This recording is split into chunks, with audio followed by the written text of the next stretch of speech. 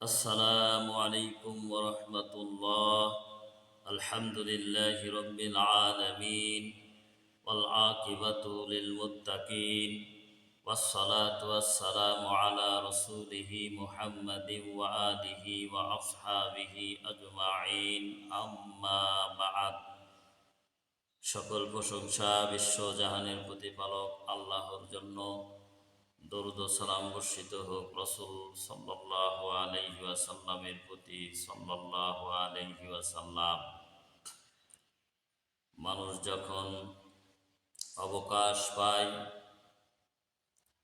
এবং বেশি বেড়ে যায়, আল্লাহ তাআলা তাদেরকে ক্রমাগত পরীক্ষা করেন এবং তারা যখন পরীক্ষায় উত্তীর্ণ না হয়ে অহংকারে তুঙ্গে ওঠে, তখন তাদের উপরে আল্লাহ তাআলার পক্ষ থেকে আযাব অবতীর্ণ হয়।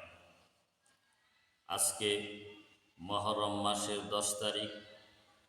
এই 10 তারিখেই এই পৃথিবীতে বহু গুরুত্বপূর্ণ ঘটনা ঘটে গেছে। তার মধ্যে উল্লেখযোগ্য ঘটনা হচ্ছে হযরত মূসা আলাইহিস সালামকে আল্লাহ তাআলা সাগরডুবি থেকে মুক্তি দিয়েছিলেন এবং ফেরাউনকে ডুবিয়ে মেরেছিলেন।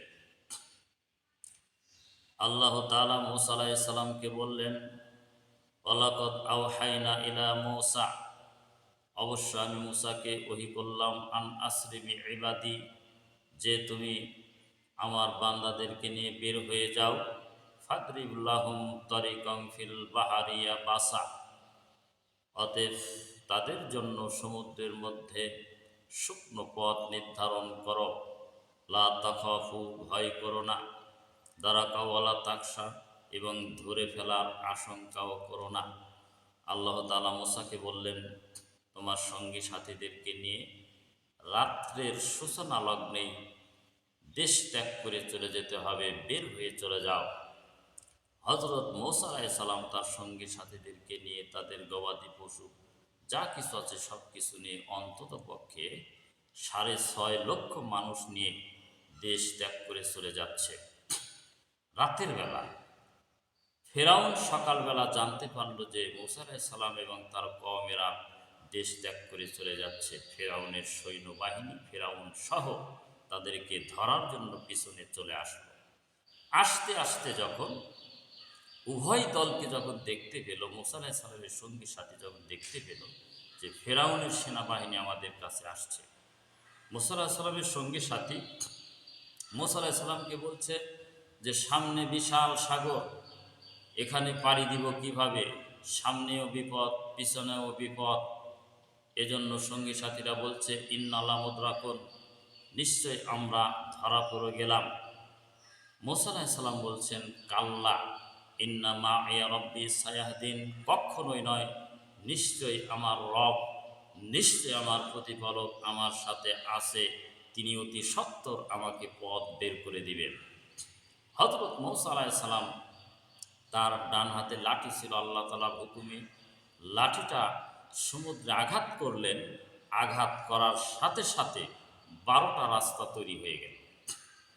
সমুদ্রের পানি পাহাড়ের মতো উঁচু হয়ে দাঁড়িয়ে থাকলো।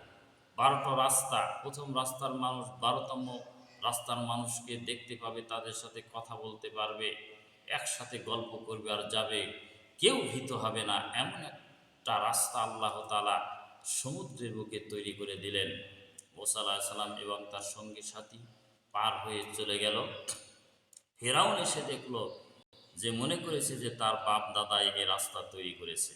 ফেরাউন মূসাকে ধরার জন্য তার বাহিনীকে, মূসা আলাইহিস সালামের সৈন্য বাহিনীকে ধরার জন্য যখন ফেরাউনের বাহিনী সহ ফেরাউন সমুদ্রের বুকে ঝাঁপা পড়ল, যখন মাঝপথে পৌঁছে গেল, আল্লাহ তাআলার পক্ষ থেকে আযাব চলে আসলো।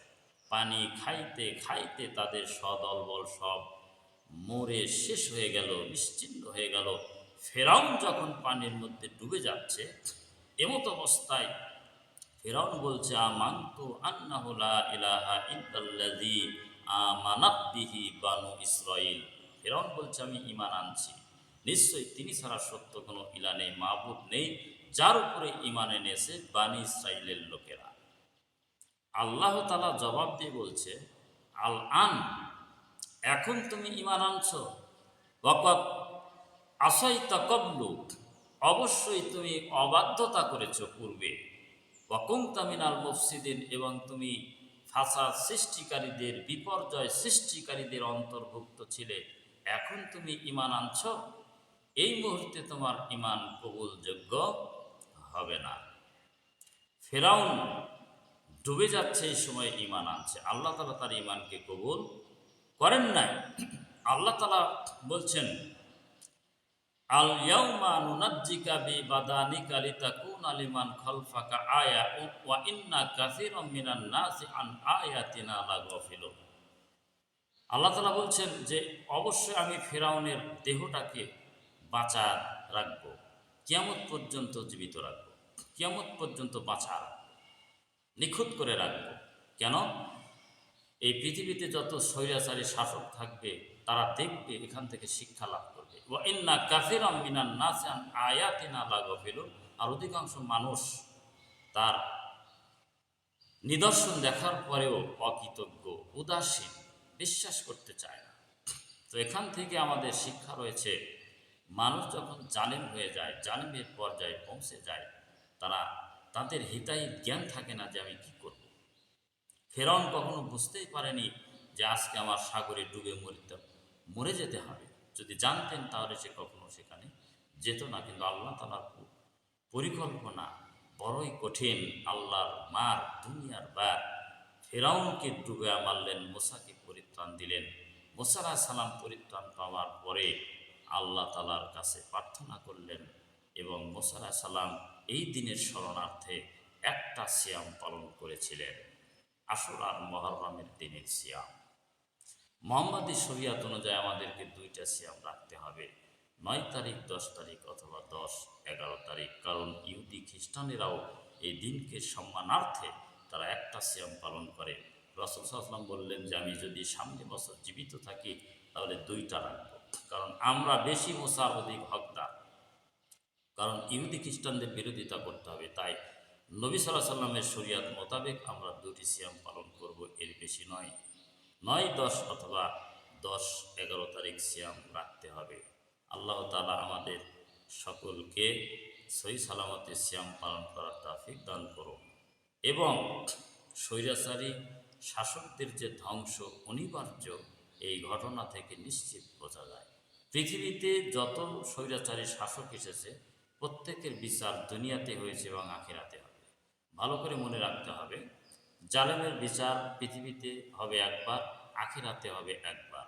তাহলে বোঝা যায় যে জালেমের বিচার দুইবার হবে, পৃথিবীতে একবার হবে, আখিরাতে একবার হবে। তো ফেরাউন ছিল সবচেয়ে বড় জালেম, সবচেয়ে বড় কাফের। এই কাফেরের বিচার দুনিয়াতে হয়েছে। সমস্ত লাশ পচে গলে শেষ হয়ে গেছে, কিন্তু ফেরাউনের লাশ লোহিত সাগরে বা ভূমধ্য সাগরে পচেনি, গলেনি, নিশ্চিহ্ন হয়নি। 1907 সালে ইলিয়ট স্মিথ নামে একজন দার্শনিক এই লাশটাকে সেখান থেকে উত্তোলন করে মিশরের পিরামিডে মমি করে রাখা হয়েছে। তার লাশটা দুনিয়াবাসী, জগৎবাসী, পৃথিবীবাসী দেখছে আর শিক্ষা নিতে পারে যে এই লাশটাকে কত বছর আগে আল্লাহ তাআলা দুনিয়ার থেকে বিদায় করেছেন, লাশটাকে রেখে দিয়েছেন। এখান থেকে আমাদের শিক্ষা নিতে হবে। তিনি মারা গেছে, তার লাশটা আছে, আল্লাহ তাআলা যেহেতু কোরআনে বলেছেন এখান থেকে শিক্ষা নেওয়া, তা আমাদের শিক্ষা নিতে হবে। আমরা যারা পৃথিবীতে আছি আমরা একদিন মরে যাব, মরার পরে কবরের জগৎ, হাসর আছে, মিজান আছে, কিয়ামত হবে, জান্নাত জাহান্নাম আছে, এই বিষয়গুলোকে মনে প্রাণে বিশ্বাস করতে হবে। আর জালেমদের পরাজয় সুনিশ্চিত, দুনিয়াতেও পরাজয় এবং আখিরাতেও পরাজয় সুনিশ্চিত। আল্লাহ তাআলা জালেমদেরকে বুঝদান করুন এবং কোরআন সুন্নাহ অনুযায়ী আমাদেরকে চলার তৌফিক দান করুন। আমিন।